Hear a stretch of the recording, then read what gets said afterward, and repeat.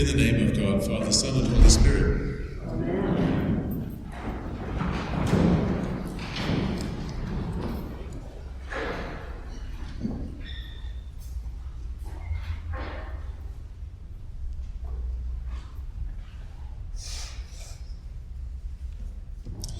So what shall we talk about this morning?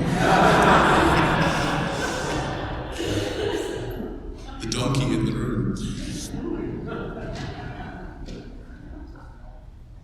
All across this nation, the clergy are struggling this morning with what to say. At least I hope they're struggling. It's a difficult line. And when Jesus entered the synagogue in Capernaum, all eyes were upon him, we're told. And he read from the scroll of the prophet Isaiah and proclaimed, "The Spirit of the Lord is upon me, because he has anointed me to proclaim good news to the poor. He has sent me to proclaim freedom for prisoners, recovery of sight for the blind, to set the oppressed free." And that never changes. That was the theme earlier in Luke's Gospel, announced by his mother in the Magnificat. The theme that we heard reaffirmed just last week in the Beatitudes, that the lowly would be lifted up, that the grieving would be consoled, that the rich and the powerful would be thrown down. The victims may change, Jesus does not. Now, many in this nation believe that came to pass in the last week. People who have felt disregarded and voiceless, disempowered in this nation's civil discourse, who had despaired of ever being heard. And meanwhile, another set of victims takes their place today. And we read of, as in the Gospel, destruction, uprisings, conflicts, trials, while night after night our cities are rent by protests, riots, tear gas. There are ugly incidents on planes and buses, Confederate flags flying in Petaluma. It's Petaluma, California. During the week, the Bishop of New York wrote, much of the rhetoric of this election has been racist, misogynist, brutal, violent, anti-Muslim, anti-immigrant, sexually offensive. It has contravened the central principles of the Christian gospel, the accepted shared values and virtues of the Episcopal Church. This season of words and threats have done enormous damage to the fabric of this nation, which we are seeing played out every day. So that one set of victims has been simply replaced by another. And fear stalks the nation, fear that campaign rhetoric did not end on Tuesday night. And so fear of deportation, the repeal of civil rights, the deprivation of health benefits, irreversible damage to the environment. And anyone who imagines that they can stand at some safe distance from this is delusional. And so it seems to me that more than ever we need to sit with Jesus and listen to the gospel and let its words sink into our hearts, particularly today, because, as you know, by the time that Luke wrote this gospel, the events that Jesus was predicting had already taken place. The Christian community had already experienced the persecution that Jesus predicted. The temple had already been destroyed. And so this passage was not a prediction of the future, but to the audience who first received it, it was a sacred memory for a community that now could look back over cataclysmic, unfathomable events with some degree of reassurance, because Jesus had told them to expect exactly this. They don't understand why or how these things could happen, only that they should expect they would happen, and that they would survive, and that God would prevail, that the kingdom would come. They had Jesus' assurance on that. But remember that this passage is also intensely personal, because it is spoken by Jesus as he faces his own destruction. Yes, the crowds still follow him, they still hang on his words, but his fate will not be determined by them, but by the plotting of a small group of the powerful elite. And he will be utterly powerless to resist. And despite his ministry, despite his transparent goodness, the undisputable proof of his identity and his effectiveness, he will be destroyed. And so the events that he predicts for the Christian community are the events that are about to unfold in his own life. He will be persecuted and arrested and imprisoned. He will be betrayed, even by those who are closest to him. He will testify before hostile judges. He will be hated and thrown down. And his death and his resurrection will prove to be the greatest of all portents and signs from heaven. And so the words that Jesus speaks to the little flock that is about to pass through this same turmoil are the words that he speaks to his own self. By your endurance, you will gain your soul. You know, early in Paul's letters, he talks about faith, hope, and charity, these three. But later in his correspondence, he kind of drops hope. It's not that I suspect he doesn't cease to believe in hope, but he understands it in a different way, and so he speaks of it in a different way.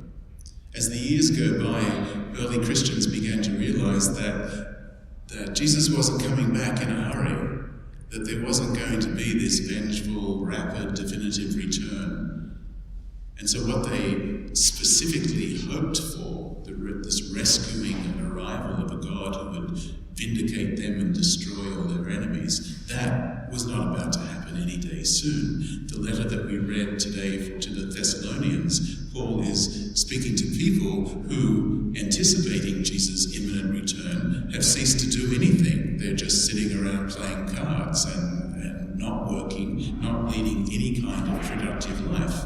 If Jesus was about to come any day, what's the point? But Paul realizes that what they expected was not going to happen any day soon. At least not in the way that they expected it. And so by the end of his correspondence, by the time that Paul is writing to Titus, he's still speaking about faith, yes, charity, yes, but not hope anymore. He uses another word. He advises the elders to be sober, to be grave, to be temperate, sound in faith, in charity, and in patience. Hope now is not imminent rescue. It's not a matter of holding on just a little bit longer because everything's going to turn out right. It's now the work of a lifetime. It is structured differently, and it makes different and far greater demands. It is the counsel that this very real suffering, this pain, this anger, this disillusionment, this confusion cloaks truths that have to be discerned and clung to.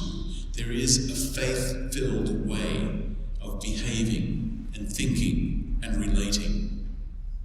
There is something profoundly important to be revealed here. This is a holy time. This is a time of salvation.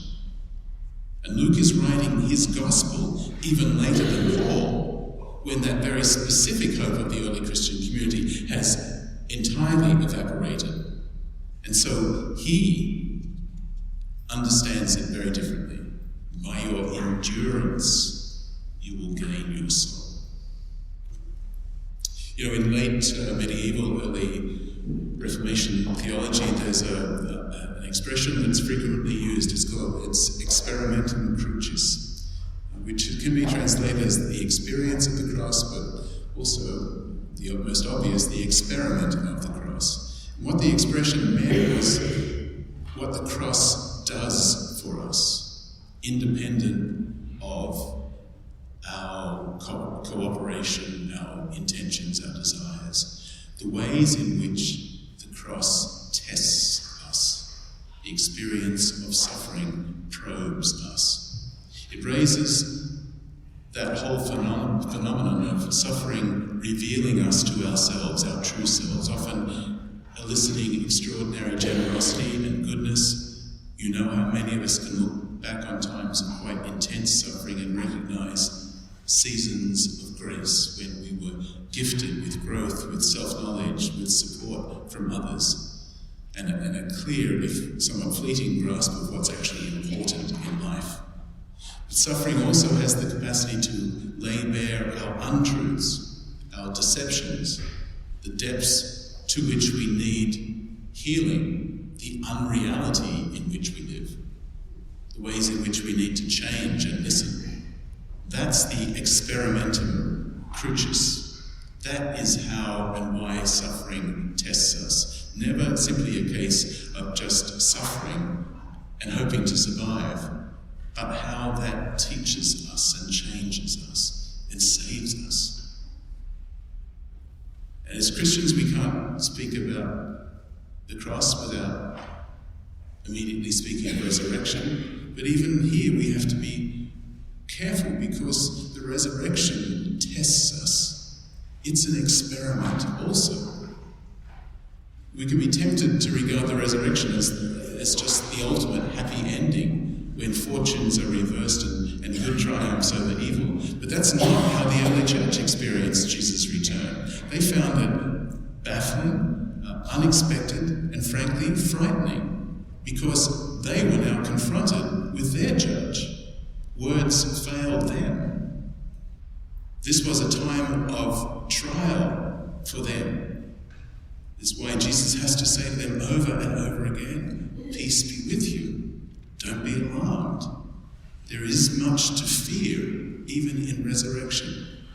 So what I'm trying to suggest is that winning or losing, cross, resurrection, test us both.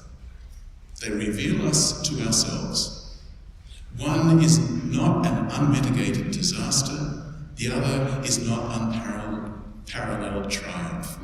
They simply reveal that neither death nor violence, that no force of evil, no desire of men can end or extinguish the act of God that is present in the person of Jesus. And that act of God, which is Jesus, invites his followers, invites every one of us to share in that perception which is the very bedrock of his life. That there is a world under God that he calls kingdom. This is a realm without frontiers, without barriers, in which there is no simple reversal, winners become losers, losers become winners. But everyone stands in this circle where there are no powerful few tyrannizing a defenseless populace, where there are no silent majorities or minorities, and that by acknowledging God's absolute goodness and creativity and vivaciousness and sovereignty, then we grow in the thoroughgoing liberty that affords. And being St. Luke's Gospel, enduring so as to gain your soul, takes on a very specific content, because all of Luke's Gospel is this call to create a counterculture, not sitting on our hands and just whistling que sera, sera, but labouring and agitating and motivating and praying and persevering, and doing that even in the face of apparent disaster, knowing that we will not always be successful, even in defeating what seems to us so transparently wrong and alien to the ways of the kingdom. It's one of the great lessons of Jesus' life and death and resurrection is that you and I will not succeed in making that kingdom come here and now, because he failed, because the disciples failed, because generations of Christians have failed. But every one of us has a shot at it. Every one of us in this church has lived long enough to know that the kingdom is coming, that it has made inroads into our present, that its progress is eminently clear, and that while its advance may sometimes be set back, it may be delayed, it cannot, it will not be resisted. When we pledge our lives to that greatest of human undertakings, the coming of God's kingdom, then we begin to perceive our world and all of humanity and all of this nation as utterly undeserving objects of this timeless and unreserved love. We begin to believe that love is sovereign, that is ineluctable, and that our own highest vocation is to be simply faithful to its demands. Brothers and sisters, do not be weary in doing what is right, for by your endurance you will gain your souls.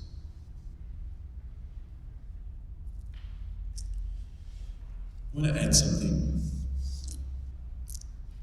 If you've been watching, this is you're going to get a little whiplash from this, but if you've been watching the new Netflix series on the life of the Queen, there's a lovely, if totally imaginary scene in which George VI asked the young Princess Elizabeth to help him rehearse for his coronation. Elizabeth is to play the Archbishop, and she is to anoint him. And the king explains to his daughter that he has to be anointed, otherwise he cannot be king. And in this beautiful scene, he says, "When the holy oil touches me, I am transformed. I am brought into direct contact with the divine. I am forever changed, bound to God." So if, after you've received communion today, you wish to be anointed, then I will do that. Just remain at the rails. And we use the word oil of chrism, the oil of anointing of kings. We use the words of baptism, "You are sealed with the Holy Spirit and marked as Christ's own forever." So we too may be transformed, brought into direct contact with the divine, forever changed and bound to God. So may it be.